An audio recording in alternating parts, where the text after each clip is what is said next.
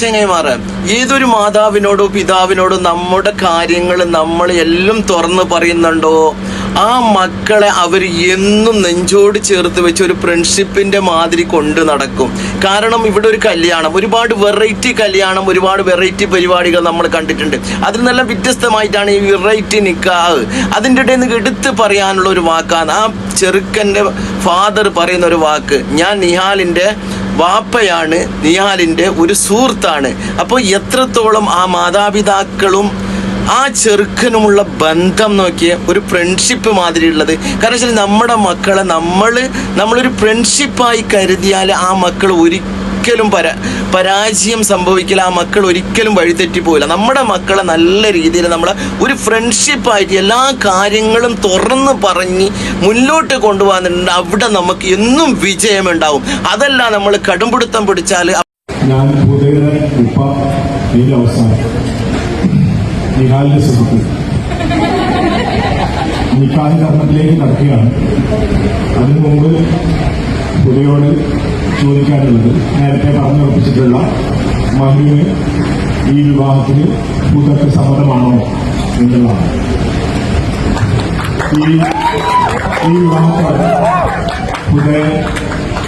കൂടെ ജീവിക്കാൻ, ഒരുമിച്ച് ജീവിക്കാൻ നിങ്ങൾ തയ്യാറാണോ എന്നുള്ളതുമാണ്.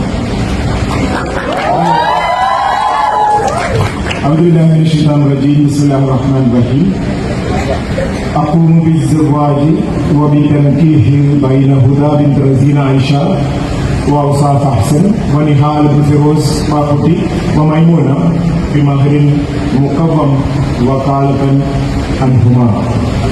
بارك الله لكما وبارك عليكما وجمع بينكما في خير. بارك الله لكما وبارك عليكما وجمع بينكما في خير. بارك الله لكما وبارك عليكما وجمع بينكما في خير. ربنا هب لنا من ازواجنا وذرياتنا قرة اعين واجعلنا للمتقين اماما. ربنا هب لنا من ازواجنا وذرياتنا قرة اعين واجعلنا للمتقين اماما. اللهم بارك في كل امورنا خاصة في امرنا هذا وبركة تامة يا ذا الجلال والاكرام. ഇതോടുകൂടി നിക്കാഹ് കർമ്മം കഴിഞ്ഞു. ഇവിടെ വന്ന് കൂടിയിരിക്കുന്നവർക്ക് എന്റെ പേരിലും